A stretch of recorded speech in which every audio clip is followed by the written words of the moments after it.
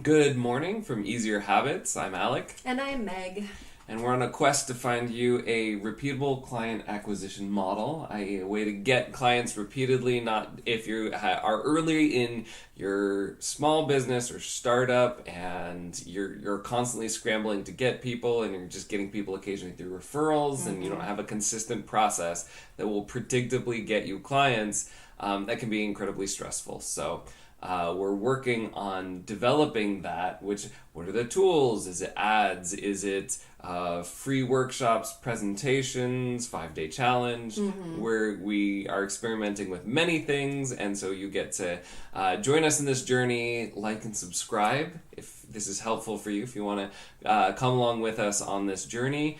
Right now, this week, you had a very successful presentation that has had 2 clients so far and a number of additional inquiries. Yeah, right? so it's been great. Having that, one of them is an official client. The other one, we're doing our kind of like trial session next week. So hopefully she signs on. Potentially, But I'm trying to think if I've ever had someone do the trial session and then not become a client. I think maybe once, but it was for life coaching, not language coaching. So yeah. So very successful, and there's still a number of other inquiries too that are ongoing. So this seems to have been the most successful marketing experience that you've had. Yes, it has, and it's awesome. It makes me so happy. And we talked about some of the things that made that successful yesterday in terms of, one, it was just a better time for your target audience, so there's more of them.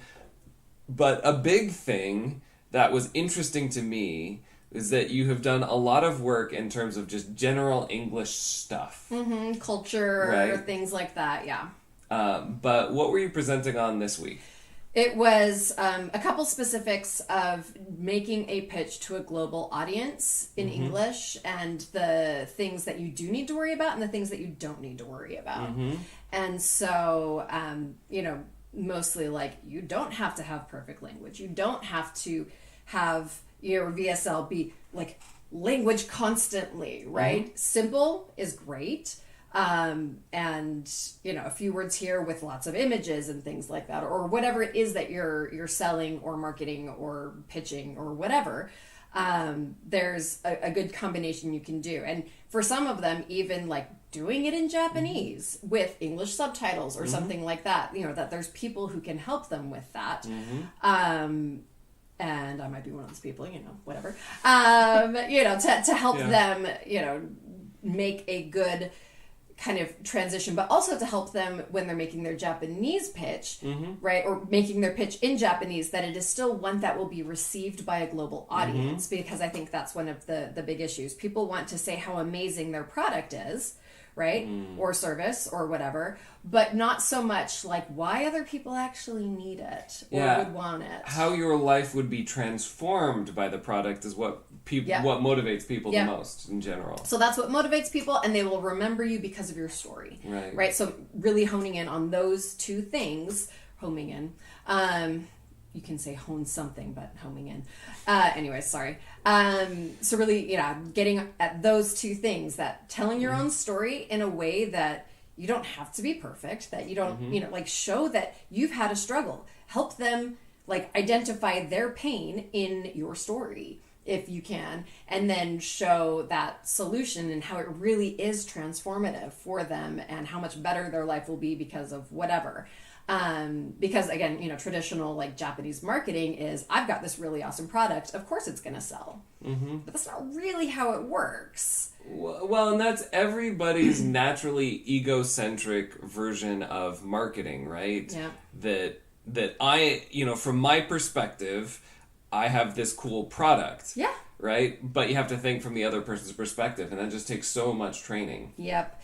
And especially for Japanese people who have been mostly countryside, within the country, their whole lives, it's just a very different way of thinking. And it's sometimes hard to see and understand other points of view and other ways of thinking when you don't have any context for it at all. And so, helping them get some of those first looks, what are the things that people care about right now, right? And, so a lot of people are going into like, beauty esthetician, whatever products. And I'm like, that's great, right? But how are yours different from all of the ones that are already on our shelves, right? What makes yours so much better? Because we have tons of that stuff.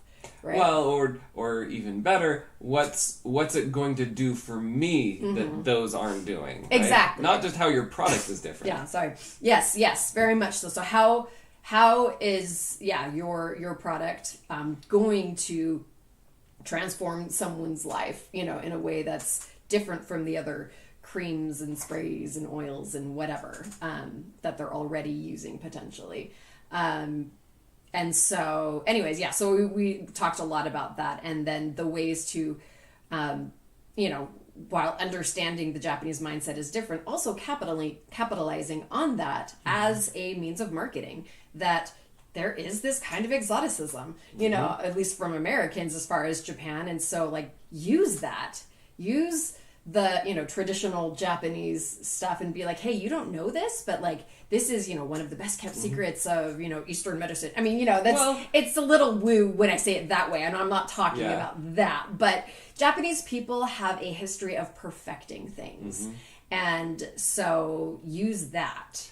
Well, I would say on a deeper level, right? If you're talking about transformation, like U.S. society is so focused on like bingeable, consumable content. Yep. Right?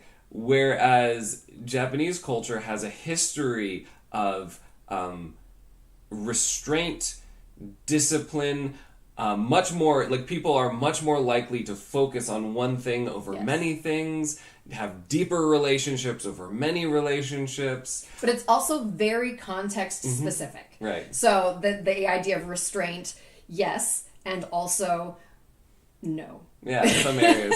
But I mean, in many areas. Yeah. Where anyway. Or when it's time to let go, you just really let go. Right.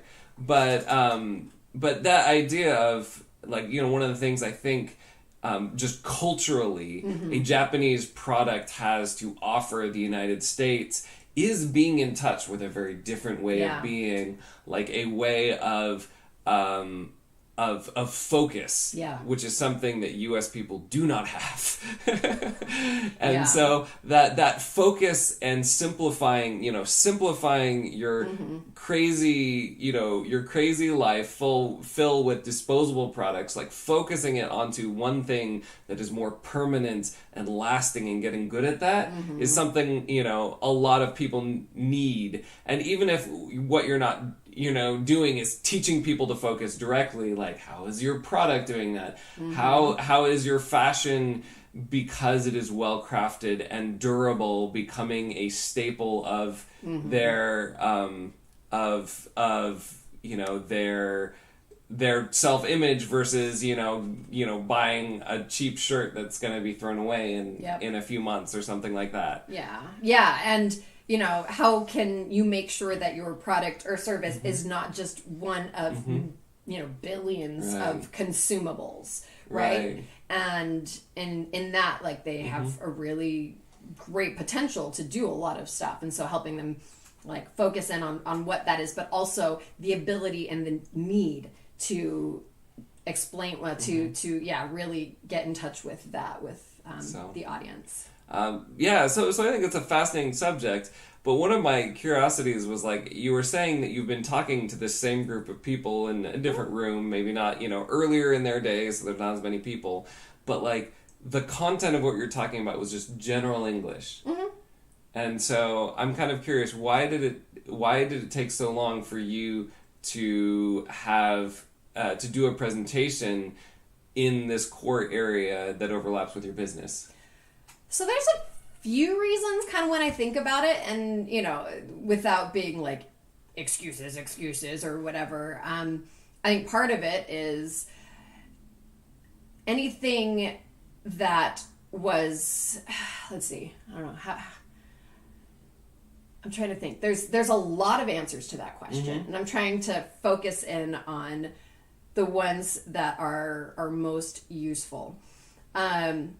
So one of them was just, I'd spoken in rooms before and it was good and everything, but it didn't have the, kind of like effect of getting a lot of clients. And it is really hard, right? It's legit hard for me to go up in front of 400, 500 people and speak in perfect Japanese. And I do it, but it's never easy. And so, I shouldn't say it's hard, it's not a simple thing for me. And so there's always a bit of that. And really up until January, there hadn't been a whole lot of focus outside of my room on people marketing their stuff, right? It was more about, let's work on projects. Let's figure out, something, for a local whatever. And so the group didn't really have that same kind of focus until this year. And so, hearing that, and one of the reasons why I hadn't done it earlier this year is just between getting ready to go to Japan and then health issues, and stuff like that, it just hadn't been a good time. But I think also it was a lot easier to construct that particular room having put together the 5-day course, and I hadn't done that yet. And so having that as, kind of a product and a very clearly defined thing on top of the template that I'd written a while back and the experience that I'd had over the last few months with my room and helping people kind of craft their own pitches.